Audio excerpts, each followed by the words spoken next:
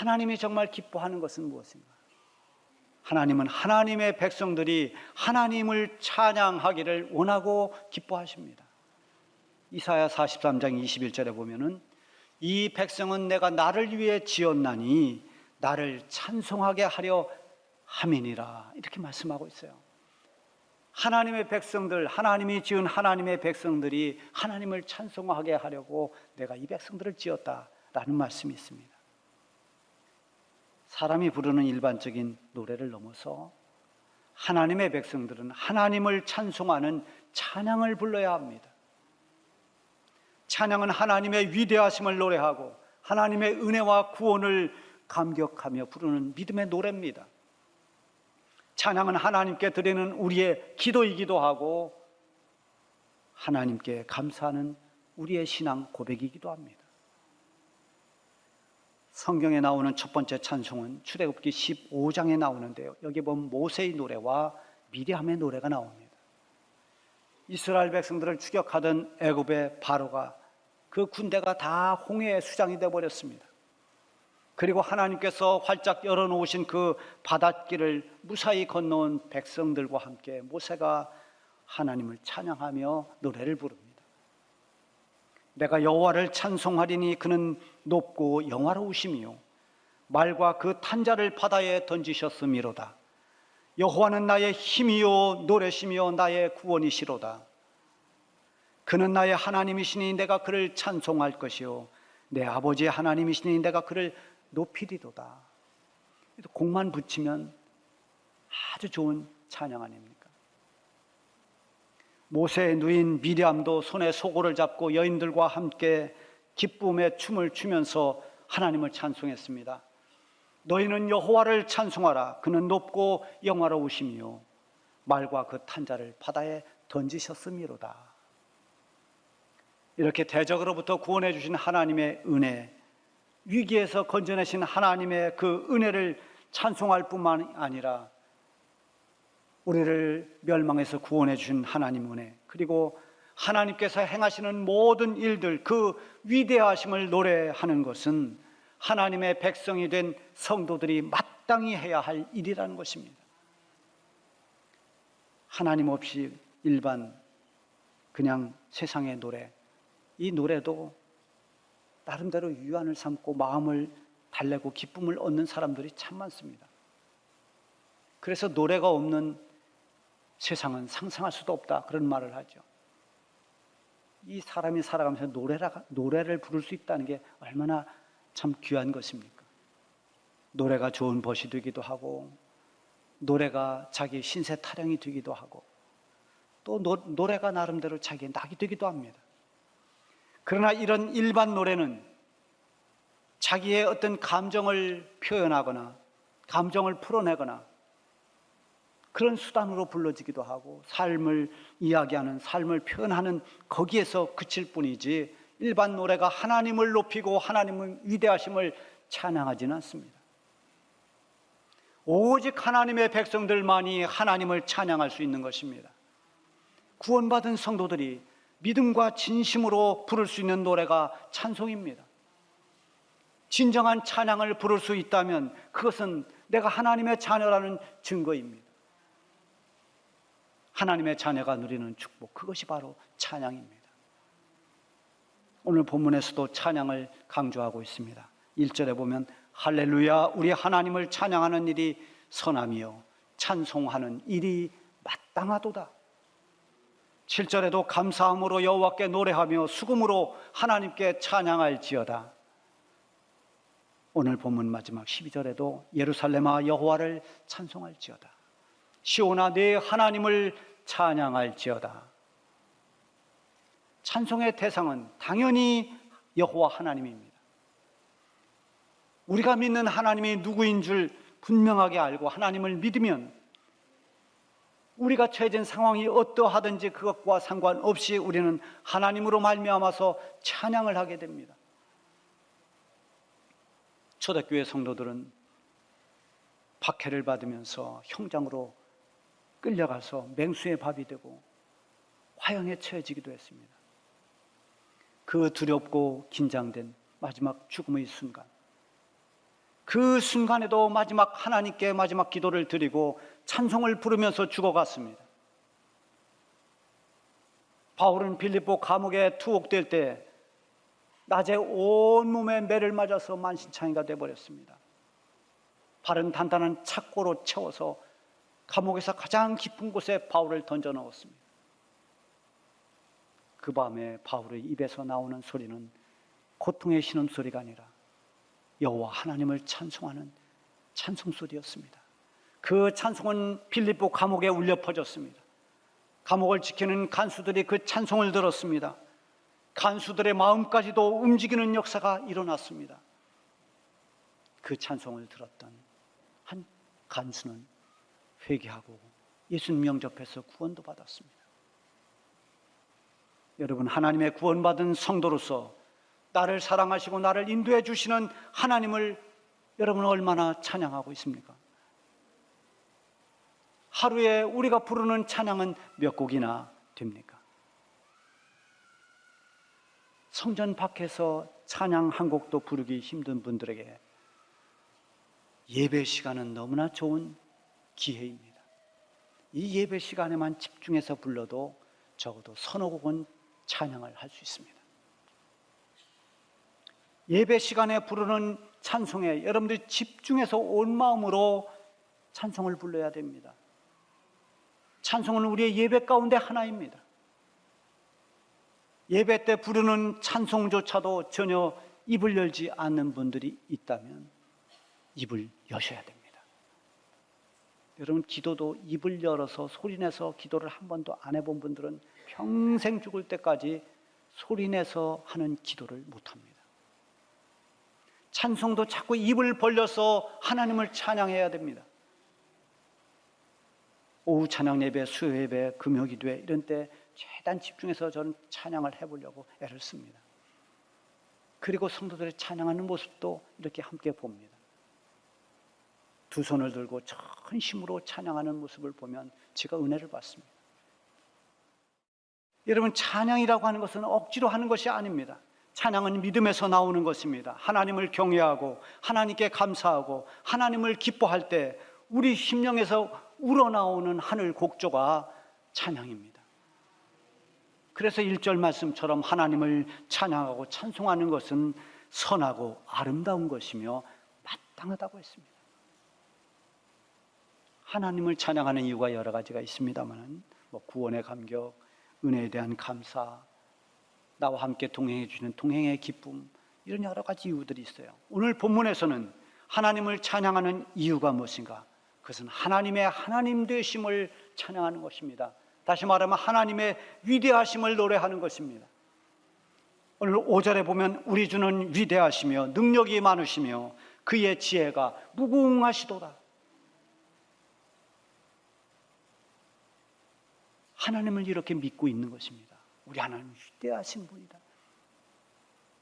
하나님은 능력이 많으시고 그 하나님의 지혜는 누구도 흉내낼 수가 없는 무궁한 지혜를 가지신 분이다. 하나님을 믿는다고 하면서도 하나님을 제대로 알지 못하는 경우가 많아요. 옛날 하나님의 백성이라고 하는 이스라엘 백성들, 유다 백성들이 과거 아브라함으로부터 이어온 조상 때부터 하나님이 택한 백성으로 그렇게 살아왔지만 때로는 하나님의 백성이라고 하는 것은 이름뿐이지 전혀 하나님 백성답게 살지 못하던 때가 많았습니다. 겉은 하나님의 백성인데 그들의 삶은 하나님을 멀리합니다. 오히려 우상을 숭배합니다. 이런 안타까운 일이 있었던 것은 무엇 때문인가? 그들의 믿음이 형식에 불과했다는 것입니다. 하나님을 경외하는 진정한 믿음이 그들에게 없었기 때문입니다. 하나님의 하나님 되심을 알지 못하는 백성들에게 호세아는 너무나 안타까워서 이렇게 외쳤습니다. 우리가 여호와를 알자, 힘써 여호와를 알자. 그리고 또 뭐라고 했는가 하면 나는 이내를 원치 않고 제사를 원치 아니하며 번제보다 하나님 아는 것을 원하노라. 그들이 겉으로 번제도 드립니다. 과거 조상 때부터 하나님께 늘 예배를 드렸습니다. 제사를 드렸습니다. 그러나 거기에는 믿음이 없고 정성이 없습니다. 요식행위가 된 그것은 무엇 때문인가? 하나님에 대해서 무지하기 때문입니다. 하나님이 얼마나 은혜로우신 분인지, 하나님이 얼마나 위대하신 하나님이신 줄을 아는 것이 우선이라는 것입니다. 나는 너희들이 하는 그런 형식적인 번제, 형식적인 어떤 제사, 그것보다 먼저 하나님이 누군지를 알기를 원한다. 하나님을 알면 예배의 자세가 달라집니다. 하나님을 알고 나면 하나님을 경외하는 태도가 바뀝니다. 여러분, 우리 사람 관계에서도 누군가에 대해서 막연히 알고 있을 때는 오해를 할 경우도 많습니다. 그런데 그 사람과 어떤 계기로 깊이 대화를 하고 살아온 삶을 쭉 이야기하는 시간을 만약에 가졌더라면, 아, 저 사람이 살아오면서 저런 아픔이 있었구나, 저런 고민을 했구나, 저런 입장에 있었구나, 그걸 다 알고 나면 그 사람을 대하는 자세가 달라지죠. 생각이 달라집니다. 더 이해할 수 있습니다. 하나님을 우리가 깊이 알아야 됩니다. 하나님을 알게 되면 하나님에 대해서 감격합니다. 그리고 고백하게 됩니다. 우리 하나님은 위대하시도다. 아, 내가 믿는 나의 하나님이 이런 하나님이었구나. 하나님은 정말 위대하시구나. 오늘 본문에서 노래하고 고백하는 하나님은 어떤 하나님인가? 그 위대하신 하나님. 첫 번째는 하나님은 세워주시고 모아주시고 고쳐주시고 그리고 싸매주시는 그런 회복과 치료의 하나님이신 것입니다. 2절에서 3절 보세요. 여호와께서 예루살렘을 세우시며 이스라엘의 흩어진 자들을 모으시며 상심한 자들을 고치시며 그들의 상처를 싸매시는도다. 바벨론에 의해서 유다가 멸망당할 때 유다는 참 비참했습니다. 영원히 무너지지 않을 것 같은 예루살렘 성전이 다 무너졌습니다. 거기에 귀한 물건들을 다 뺏겼습니다. 수많은 유다 백성들이 목숨을 잃고 그리고 많은 사람들이 바벨론의 포로로 끌려갔습니다. 나라 잃은 백성들은 사방으로 흩어져서 고난의 삶을 살아야 했습니다. 그러나 하나님께서 약속하신 그 때가 되었을 때 하나님은 이스라엘 백성들을 포로에서 돌아오게 했습니다. 무너진 예루살렘 성을 다시 재건하게 하나님이 도와주셨습니다. 이스라엘 백성들의 힘이 회복돼서가 아닙니다. 포로된 백성, 흩어진 백성들이 무슨 힘이 있습니까? 사람이 할 수 없는 그 일을 하나님께서 이루어 주신 것입니다. 하나님은 무너진 것을 다시 세워주시고 사방에 흩어졌던 방황하는 영혼들을 돌아오게 하시는 분입니다. 무너진 마음, 무너진 환경, 내 힘으로 일어서지 못할 때 다시 우리를 일으켜 세워주시는 분이 여호와 하나님이십니다. 낙심으로 누워버린 엘리야를 일으켜 주신 우리 하나님이십니다. 자기 자신에게 실망해서 제자의 길을 포기하고 고향에 돌아간 베드로에게 다시 제자의 길을 갈 수 있도록 세워주시고 붙들어 주신 분이 주님이십니다. 상심한 자들을 만져주시고 상처 입은 자들을 싸매주시는 분이 하나님이신 것입니다. 눈물로 기도하는 상처받은 한나의 그 기도를 들어주셔서 아들을 주셨습니다. 병으로 인하여 상심하고 통곡하는 히스기야의 기도를 하나님이 들어주시고 병을 고쳐주신 하나님이십니다. 이 하나님은 오늘 우리가 상심할 때 우리를 위로해 주시고 우리가 아파하고 고통받을 때 그 아픔과 고통을 싸매주시고 고쳐주시는 은혜의 하나님이신 것입니다. 그 하나님을 우리 하나님 위대하다고 찬송하고 있습니다. 두 번째는 하나님은 천지 만물을 지으시고 다스리시는 전능하신 하나님이십니다. 4절에 보면 그가 별들의 수요를 세시고 그것들을 다 이름대로 부르시는도다. 8절 9절에도 그가 구름으로 하늘을 덮으시며 땅을 위하여 비를 준비하시며 산에 풀이 자라게 하시며 들짐승과 우는 까마귀 새끼에게 먹을 것을 주시는도다. 여러분, 어떻게 하늘의 별을 셀 수 있습니까? 혹시 여러분 밤하늘의 별을 세어본 적 있습니까? 저는 어릴 적에 여름이 되면 마당에다 큰 몽석을 이렇게 펴놓고 거기서 저녁도 먹고 거기서 이렇게 뒹굴뒹굴 하다가 이제 잠자리 들어가는데요. 그때 보면 밤하늘에 별들이 꽉 차 있습니다. 그리고 별똥별도 떨어지고 그때만 해도 이제 이 공기가 좋아서 그런지 별들이 굉장히 많이 보였어요. 저 별은 나의 별, 저 별은 너의 별. 언제까지 셀 겁니까? 어떻게 별을 셀 수 있습니까? 별 하나, 별둘, 밤새 새도 별의 수요를 세지 못합니다. 그런데 오늘 말씀해 보면 그가 별들의 수요를 세시고 그것들의 이름을 부르시는도다. 별들을 센다는 거 불가능합니다. 그런데 더군다나 그 별들 하나하나의 이름을 부르신다고 했습니다. 이것은 하늘의 별들을 창조하신 하나님에게만 가능한 것입니다. 이 말씀은 저 별들을 우리 하나님이 만드셨다는 표현입니다. 더 나아가서는 오직 여호와 하나님만이 이 우주 만물의 창조주이시고 저 우주 만물들을 주관하고 다스린다는 것입니다. 그런가 하면 구름으로 하늘을 덮으시기도 하고 메마른 땅에 단비를 내려주시기도 하고 그래서 저 산의 들의 초목들을 자라게 하시는 하나님, 그리고 농사도 짓지 않는 돌아다니는 들짐승들, 그리고 하늘을 나는 저 새들, 하나님이 다 먹고 살게 하신다는 것입니다. 이런 전능하신 하나님, 우주 만물을 창조하셨을 뿐만 아니라 모든 우주 만물을 다스리시는 하나님의 위대하심을 노래했습니다.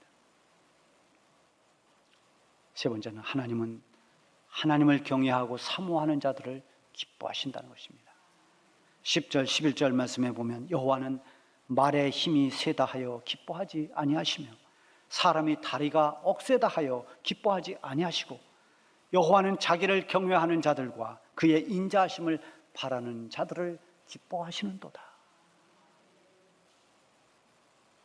말은 사람이 가지고 있는 중요한 재산입니다. 말을 많이 가지고 있으면 그 사람의 자랑거리입니다. 군대도 마병이 많으면 그 군대는 굉장히 강력한 강한 군대입니다. 말의 힘이 세다. 그가 가지고 있는 것이 대단하다는 것입니다. 사람이 가지고 있는 것이 아무리 대단하고 엄청나도 그것 때문에 하나님이 기뻐하지 않습니다. 사람의 다리가 억세다 하여 기뻐하지 아니하시고, 여러분 사람에게 있어서 다리가 얼마나 중요합니까? 다리가 튼튼해야 모든 걸 할 수 있습니다. 사람의 다리는 자기의 힘, 자기의 능력을 말합니다.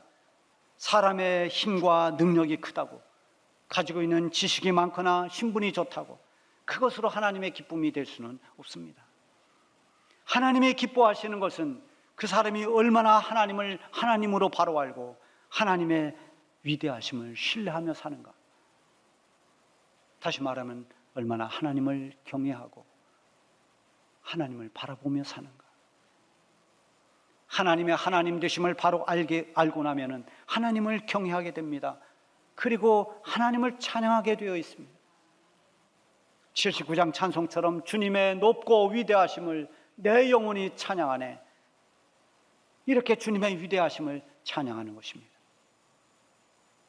하나님이 우리의 구원자 되심과 그리고 우리의 진정한 도움과 피난처가 되심을 믿을 때 하나님을 사모하게 되고 하나님을 바라봅니다. 하나님, 그분이 나를 구원해 주신 하나님인 줄 믿고 나의 주인 되심을 아는 사람은 하나님을 경외하고 하나님을 의지합니다. 어떤 상황에서도 하나님의 인자하심을 바라고 하나님께 소망을 두고 살아갑니다. 이 사람이 복 있는 사람이고 이 사람이 하나님의 기쁨이 되는 사람입니다. 시편 146편 3절에서 5절에 보면 귀인들을 의지하지 말며 도울 힘이 없는 인생도 의지하지 말지니 그의 호흡이 끊어지면 흙으로 돌아가서 그날에 그의 생각이 소멸하리로다. 야곱의 하나님을 자기의 도움으로 삼으며 여호와 자기 하나님에게 소망을 두는 자는 복이 있도다.